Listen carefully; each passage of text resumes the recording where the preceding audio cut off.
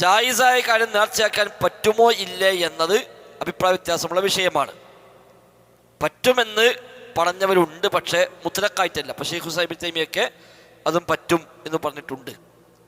കാരണം തെറ്റായ കാര്യം പോലും നേർച്ചയാക്കുമ്പോൾ നേർച്ച ശരിയാകുമോ, ഞാൻ ചെയ്തതിന് കുറ്റം കിട്ടുമോ എന്ന വരെയുള്ള ചർച്ചകൾ പണ്ഡിതന്മാർക്കിടയിൽ കാണാൻ കഴിയും. ഇപ്പം ഹദീസ് നബി പറഞ്ഞല്ലോ, ഒരാൾ അള്ളാഹ്ക്ക് വഴിപ്പട നേർച്ചയാക്കിയാൽ അവനെ പൂർത്തിയാക്കട്ടെ, അള്ളാഹ്ക്ക് എതിർ പ്രവർത്തിക്കാൻ നേർച്ചയാക്കിയാൽ അവൻ ആ നേർച്ച വീട്ടേണ്ടതില്ല. അപ്പം എതിർ പ്രവർത്തിക്കാൻ നേർച്ചയാക്കുക എന്ന ഒന്നുണ്ടോ ഇല്ലേ? അങ്ങനെ നേർച്ച ആക്കിയത് പൂർത്തിയാക്കേണ്ടതില്ല എന്ന് പറയുമ്പോൾ പൂർത്തിയാക്കേണ്ട ഓക്കെ, അപ്പം അങ്ങനെ നേർച്ച ആക്കിയ വിധി എന്ത് എന്ന് വരെ ആ ഹദീസ് വെച്ചുകൊണ്ട് ചർച്ചകൾ വന്നിട്ടുണ്ട്. സ്വന്തം നിലക്ക് അനുവദനീയമായ കാര്യമാണെങ്കിൽ സാധാരണഗതിയിൽ അത് നേർച്ചയിൽ വരുന്നില്ല. സ്വന്തം നിലക്ക് അനുവദനീയമായത് തന്നെ മറ്റു ചില കാരണം കൊണ്ട് അത് സുന്നത്തായി മാറും. സ്വന്തം നിലക്ക് ജായിസാണ്, എന്നാൽ മറ്റൊന്നുമായി കൂട്ടിച്ചേർക്കുമ്പോൾ അത് സുന്നത്തായി മാറുന്നു. അപ്പോൾ ഭക്ഷണം കഴിക്കൽ അതിൻ്റെ വിധി എന്താ വെച്ചാൽ അനുവദനീയമാണ്. എന്നാൽ നോമ്പ് തുറക്കൽ, അപ്പോൾ ഭക്ഷണം കഴിക്കലോ അവിടെ വകുപ്പ് മാറി.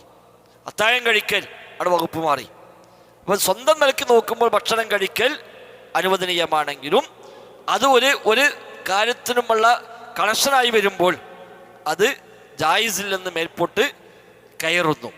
എന്നതുപോലെ അനുവദനീയമായ കാര്യം മറ്റൊരു ഖൈറിന് നിമിത്തമായി മാറുമെങ്കിൽ ഈ അനുവദനീയം നേർച്ചയാക്കിയാലും അതിന് ഈ പ്രതിഫലം കിട്ടണ്ടേ എന്ന ചർച്ച അവിടെ വരുന്നുണ്ട്. അതിന് നേരെ മറുവശമാണ് അനുവദനീയം ഒഴിവാക്കൽ സുഹൃതായി വരുമോ ഇല്ല എന്നുള്ളത്. ഇപ്പം സൂഫികളും അഹ്ലുസുന്നയും തമ്മിലുള്ള തർക്കങ്ങളിൽ പ്രധാനപ്പെട്ട ഒരു ഭാഗം അതാണ്. അനുവദനീയമാക്കായ കാര്യം ഒഴിവാക്കലാണോ സുഹൃദ്, അതല്ല കറാഹത്തും ഹറാമും ഒഴിവാക്കലാണോ സുഹൃദ്? സൂഫികളുടെ വീക്ഷണപ്രകാരം അനുവദിക്കപ്പെട്ട കാര്യം ഒഴിവാക്കൽ അത് സുഹൃദായി പരിഗണിക്കും. എന്നാൽ പൊതുവെ അഹ്ലുസുന്നയുടെ പണ്ഡിതന്മാർ അതിനെ സുഹൃദായി കണക്കാക്കിയിട്ടില്ല. ഇപ്പം നല്ല വസ്ത്രം ധരിക്കേണ്ട തീരുമാനിക്കുക, നല്ല ഭക്ഷണം വേണ്ട നോക്കുക, അതൊക്കെ പരിത്യാഗമാണോ? ഭൗതിക പരിത്യാഗം, അതാണ് സുഹൃദ്. അതെ, ഒക്കെ പെടുമൊക്കെ. അപ്പം അത് പരിത്യാഗമായി കണക്കാക്കുമോ ഇല്ലേ? ഇപ്പം ഇമാം ഷാത്തബിയുടെ അൽ മുവാഫഖാത്ത് എന്ന ഗ്രന്ഥമുണ്ട്, 4 വാള്യമുള്ള ദീനിൻ്റെ മഖ്സദുകൾ പഠിപ്പിക്കുന്ന ഗ്രന്ഥമാണ്. മതത്തിൻ്റെ ഉദ്ദേശ ലക്ഷ്യങ്ങൾ, ദീനിൻ്റെ എല്ലാ നിയമങ്ങളെയും ഉദ്ദേശ ലക്ഷ്യങ്ങളെയാണ് അദ്ദേഹം അതിൽ ചർച്ച ചെയ്യുന്നത്. അൽ മുവാഫഖാത്ത് 4 വാള്യമുണ്ട്. അതിൻ്റെ 1ാമത്തെ പാർട്ടിൽ അദ്ദേഹം 12 ആമുഖം നൽകുന്നുണ്ട്. കിതാബ് വായിക്കണ മുമ്പ് ഈ ആമുഖം വായിച്ച ഒരാൾ മാത്രമേ എൻ്റെ കിതാബ് വായിച്ചാൽ മതി എന്ന് അദ്ദേഹം കണ്ടീഷൻ വെക്കുന്നുണ്ട്. ഈ ആമുഖം വായിക്കാത്ത ഒരാൾ എൻ്റെ കിതാബ് വായിക്കരുത് എന്ന് അദ്ദേഹം ആദ്യമേ പറഞ്ഞുകൊണ്ടാണ് 12 ആമുഖം കൊടുത്തത്. അതിൽ പ്രധാനപ്പെട്ട ഒരു ആമുഖം ഇതാണ്.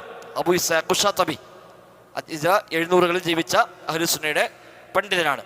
അദ്ദേഹം ഇതിൽ പറഞ്ഞ ഒരു ഭാഗം ഇതാണ്. ഈ സൂഫികൾക്കെതിരെ ഒരുപാട് ഖണ്ഡനം അതിൽ അദ്ദേഹം ചെയ്യുന്നുണ്ട്.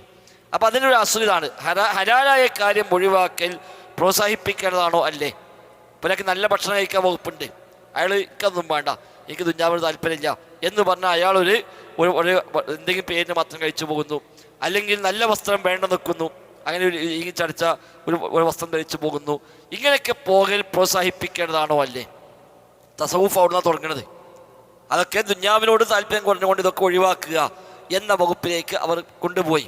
അപ്പം ഹലാലായ കാര്യം സ്വന്തം നിലക്ക് ചെയ്താൽ കൂലിയില്ല, കുറ്റവുമില്ല. ഒഴിവാക്കിയാലും കൂലിയില്ല, കുറ്റവുമില്ല.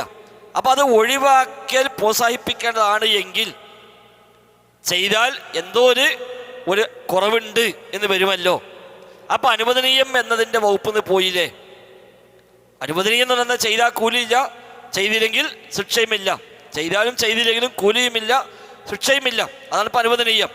അങ്ങനത്തെ ഒരു കാര്യം ഒഴിവാക്കൽ നല്ലതാണ് എന്ന് പറയുമ്പോൾ അതിനർത്ഥം അത് ചെയ്യൽ എന്തോ ഒരു പോരായ്മയാണ്. അപ്പം അത് കറാഹത്തിലേക്കോ സുന്നത്തിലേക്കോ മാറൂലേ? അപ്പം ഹലാലി എന്ന കൊടുത്തത് വിടൂലേ എന്നതാണ് അഹ്ലുസുന്ന സൂഫികളുമായി ആ രംഗത്ത് കൊണ്ടുവന്ന ചർച്ചയുടെ മർമ്മം. അപ്പം അതിൻ്റെ ഒരു മറുവശമാണ് ഈ നേർച്ച വരുന്നത്. അവിടെ തന്നെ ഈ വിഷയം വരുന്നതൊക്കെ. അപ്പം ഹലാലായി കാര്യം നേർച്ചയാക്കാൻ പറ്റുമോ ഇല്ലേ എന്ന ചർച്ച അതിൻ്റെ നേരെ ഓപ്പോസിറ്റായിട്ടാണ് അവിടെ വന്നത്.